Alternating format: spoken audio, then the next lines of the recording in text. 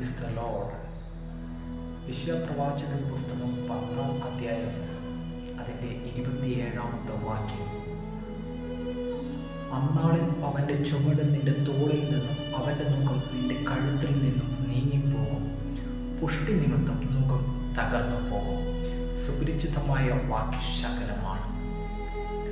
പുഷ്ടി എന്ന പദത്തെ English translation അകത്ത് അനോയിന്റിങ് എന്ന പദം ഉപയോഗിച്ചിരിക്കുകയാണ്. അഭിഷേകം നിമിത്തം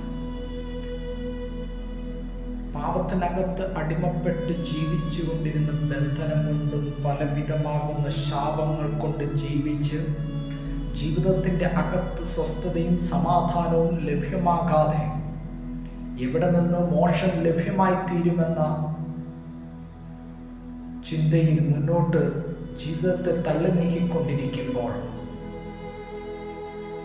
വിശുദ്ധ ബൈബിൾ രേഖപ്പെടുത്തുന്നു, പുഷ്ടി നിമിത്തം മുഖം തകർന്നു പോകുന്നു.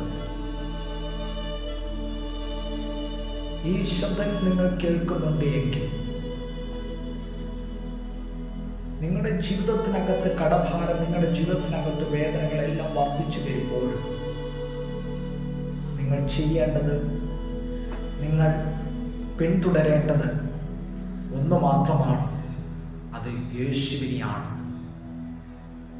യേശു തൻ്റെ ജീവിതത്തിലൂടെ ഈ ലോകത്തിൻ്റെ മുമ്പിൽ കാണിച്ചു നൽകിയ ശുശ്രൂഷകളെ യഥാക്രമം ചെയ്യുവാൻ നീ തയ്യാറാകുന്നുവെങ്കിൽ എന്ന് പറഞ്ഞാൽ നിന്റെ ഹൃദയം കൊണ്ട് നീ യേശു ക്രിസ്തുവിനെ സ്വീകരിക്കുവാൻ തയ്യാറായി കഴിഞ്ഞാൽ, വചനം പറയുന്നത് പോലെ യേശു ക്രിസ്തുവിൻ്റെ അഭിഷേകം നിന്റെ മേൽ പകരപ്പെടുകയും നീ ഏത് വിഷയത്തിനകത്ത് ഭാരപ്പെടുന്നുവോ, നീ ഏത് വിഷയത്തിനകത്ത് തളർന്നിരിക്കുന്നുവോ, നീ ഏത് വിഷയത്തിനകത്ത് വേദനപ്പെട്ടിരിക്കുന്നുവോ, നീ ഏത് വിഷയത്തിനകത്ത് ബന്ധിക്കപ്പെട്ടുവോ, അതിൻ്റെ അകത്ത് നിന്റെ മേൽ പകരപ്പെട്ടിരിക്കുന്ന അഭിഷേകം കാര്യങ്ങൾ തീരുമാനിക്കും. ചുരുക്കി പറഞ്ഞാൽ, അഭിഷേകം ഉള്ളവനെ ഒതുക്കി വെക്കുവാൻ ചങ്ങലകൾക്കോ ഇസങ്ങൾക്കോ കുലങ്ങൾക്കോ വർണ്ണങ്ങൾക്കോ ഒന്നും കഴിയത്തില്ല. കാരണം അഭിഷേകത്താൽ വലുത് മറ്റൊന്നുമില്ല. അഭിഷേകം സകലത്തെ കീഴടക്കുവാനുള്ളതാണ്. നിന്റെ മേൽ കിടക്കുന്ന അഭിഷേകം ഒരുവന്റെ മുമ്പിൽ അടിയറവ് വെക്കുവാനുള്ളതല്ല. നിന്റെ മേൽ കിടക്കുന്ന അഭിഷേകം മുഖങ്ങളെ തകർക്കുവാനുള്ളതാണ്. എന്ന് പറഞ്ഞാൽ നിന്റെ അഭിഷേകം മറ്റൊരുവന്റെ മേൽ പകർന്നിരിക്കുന്നത് പോലെയല്ല, തികച്ചും വ്യത്യസ്തമാണ്. എങ്ങനെയാണ് നിന്റെ മേൽ അഭിഷേകം വീണതെന്ന് ചോദിച്ചാൽ, നീ ക്രിസ്തു യേശുവിൽ വിശ്വസിച്ചപ്പോൾ ക്രിസ്തുവിലുള്ള അഭിഷേകത്തെ നിന്റെ മേൽ ഹാൻഡ് ഓവർ ചെയ്തിരിക്കുകയാണ്. ഇനി നീ സഞ്ചരിക്കുന്നത് നിന്റെ ഇച്ഛകൾക്കനുസൃതമല്ല, നിന്റെ ഇഷ്ടങ്ങൾക്ക് അഭിലാഷങ്ങൾക്കും അനുസൃതമല്ല. നീ പരിശുദ്ധ അഭിഷേകം സ്വീകരിച്ച് പരിശുദ്ധാത്മ നിയന്ത്രിതമായി സഞ്ചരിക്കുവാൻ തുടങ്ങുമ്പോൾ നീ പോകുന്ന വഴികൾ ദൈവം നിനക്ക് കാണിച്ചു തരും. നീ ചിന്തിക്കുന്ന ചിന്തകൾക്ക് അപ്പുറത്തായി ദൈവത്തിന്റെ പ്രവൃത്തി വെളിപ്പെട്ടു വരും. നീ അഭിമുഖീകരിക്കുന്ന വിഷയത്തിനകത്ത് ദൈവത്തിന്റെ മഹത്വം ഇറങ്ങി വരും. വിശുദ്ധ ബൈബിളിനകത്ത് പലയിടങ്ങളിലും പല അവസ്ഥകളും പല വേദനകളും പല പ്രയാസങ്ങളും കടന്നു വരുമ്പോഴും വെളിപ്പാടിൽ കണ്ട അപ്പോസ്തലനായ പൗലോസ് പറയുകയാണ്, നിങ്ങൾ സന്തോഷിക്കുക. ഈ കഷ്ടതകൾ, ഈ പ്രയാസങ്ങൾ, ഈ ദുരിതങ്ങൾ ഏറി വരുമ്പോഴും ക്രിസ്തുവിൽ സന്തോഷിക്കുന്നവൻ എന്ത് സംഭവിക്കും?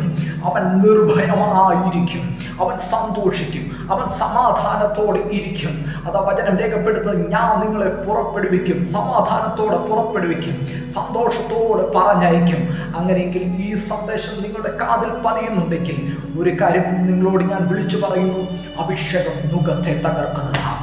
വേദനപ്പെട്ടിരിക്കുന്ന കുടുംബങ്ങളെ നോക്കിയിട്ട്, ജീവിതം തകർന്നപ്പോൾ ഇനി എനിക്കൊരു ജീവിതമില്ല എന്ന് നിരൂപിക്കുന്ന കുടുംബങ്ങളെ നോക്കിയിട്ട് പരിശുദ്ധ ആത്മാവിൽ നിറഞ്ഞ് ഞാൻ വിളിച്ചു പറയുന്നു, നിന്റെ മേൽ പകർന്നിരിക്കുന്ന അഭിഷേകം നിന്നെ ഒതുക്കുന്നതല്ല, നിന്നെ പണിത് പുറത്തു കൊണ്ടുവരുന്നതാണ്.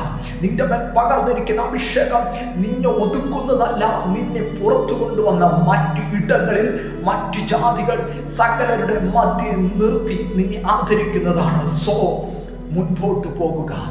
ദൈവം നിന്റെ മേൽ പകർന്നിരിക്കുന്നതിനെ വ്യാപാരം ചെയ്യുക.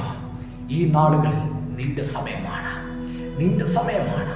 എഴുന്നേറ്റ് പ്രകാശിക്കാം. പ്രകാശം വന്നിരിക്കുന്നു. So move forward. God bless.